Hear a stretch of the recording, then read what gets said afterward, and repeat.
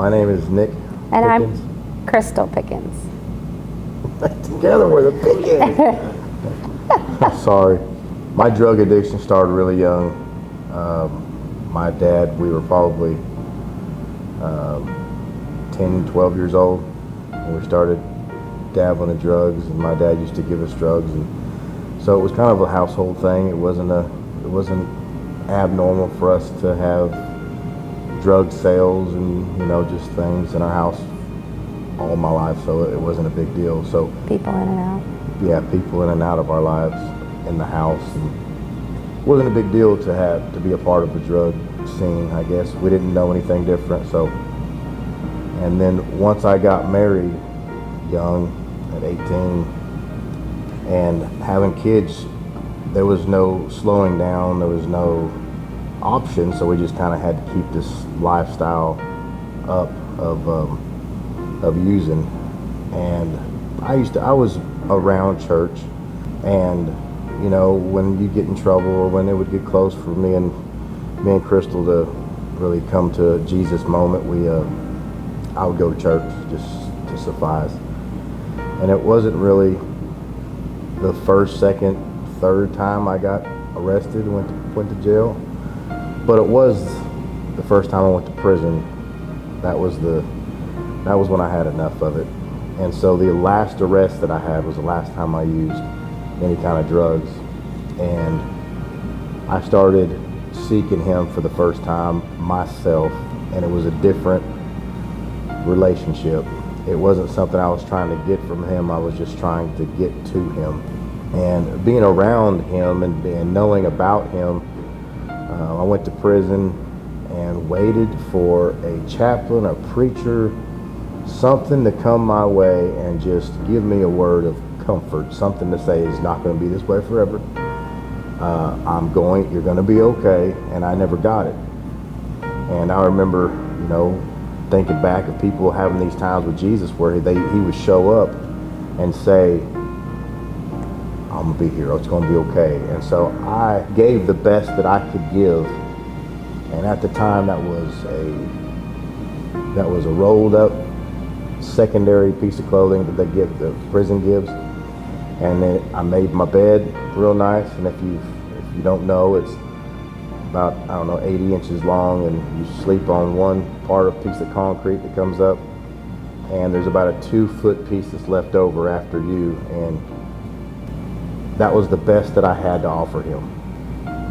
I made it a point to seek after him. I wanted one of those moments that people talk about, when Jesus shows up in your life. And so I sat on the concrete and I let God have the best part, the best thing I had. Waited for him to show up. Breakfast came 4:30, and then there was lunch, and I was waiting for lunch, and I was looking up fear scriptures. I remember the chaplain went by my door, and it seemed to me like the last chance that I could talk to somebody. And so I kind of reached out to the little tray hole that they serve your food in, and I reached out and I was reaching for him just to pray for me. I wanted him to stop and pray with me. Just please pray with me. And he walked by and just kind of, I like he was afraid of me, and that tore me down even more, because why would you be afraid of me? But I forgot where I was for a second. I forgot I was in prison.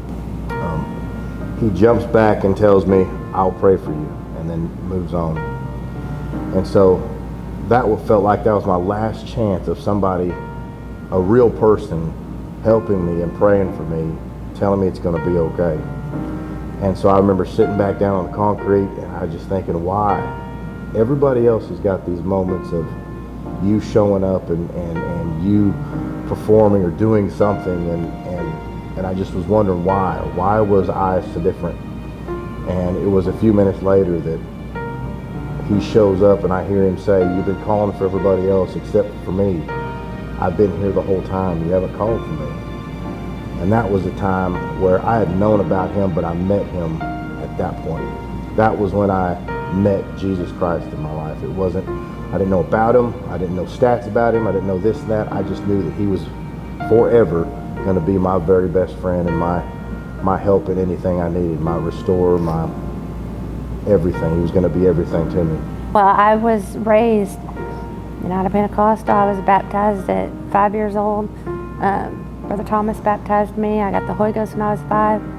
I had an encounter when I was 5 that scared me to death, but I still was raised in the church here whenever the doors open. But I, again, didn't have the understanding and the relationship that I needed. And so we, again, married very young. I didn't have a father in my life daily, and I struggled a lot with that, and so I didn't know what to expect. And the way I put it now is I sought man's favor a lot, but I was seeking approval from somewhere down here. I struggled with that, and so I walked away. I went out in the world. I tried things that I thought would please other people and would make you happy. It didn't satisfy me. I didn't fit in there any more than I felt like I fit in here.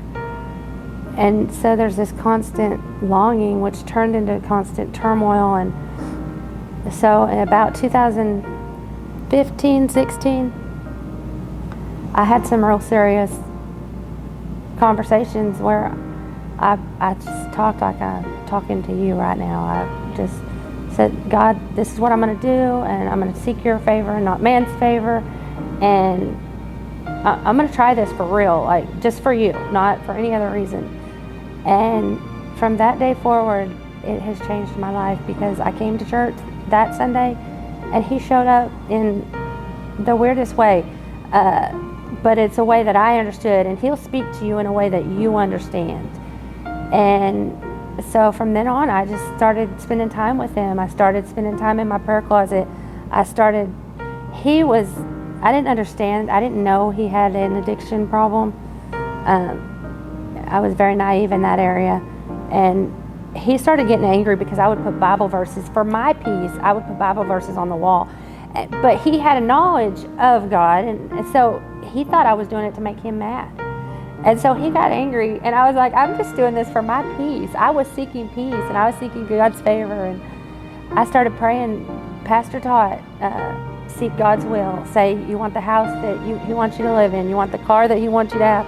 Well, my car got repossessed, and so then I prayed, Lord, my greatest fear would be not having him. If I have to live alone, do it. I can't do this anymore. Do it. And he ended up going to prison.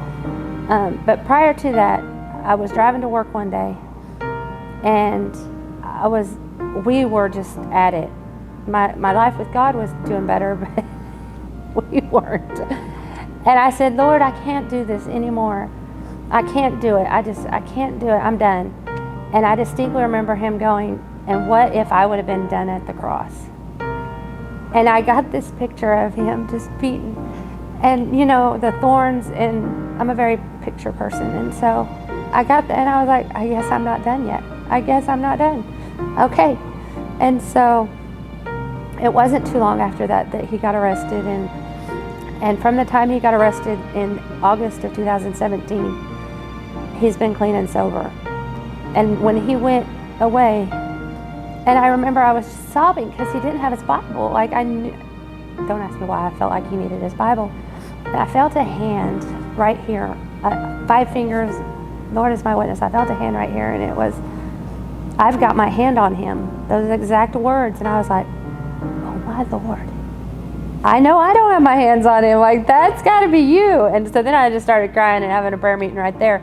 But there are multiple times through this whole thing where God has just showed up personally and said things and spoken in ways, but you have to make it personal, because I didn't understand all that was going on, but he did.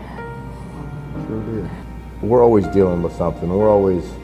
There's always something internally that we're fighting, that we need to work through. And it's like God raises his hands up in the sand and things fall off, and you're left with these things that you're faced with that God needs you to deal with. Deal with this. Because in order for you to go where I need you to go, you got to deal with this. You can't have this in your life. And so, a lot of times people will come and they have issues. Well, let's deal with them. we need to be able to deal with those things and move past it so God can use each one of us and however he wants to use us.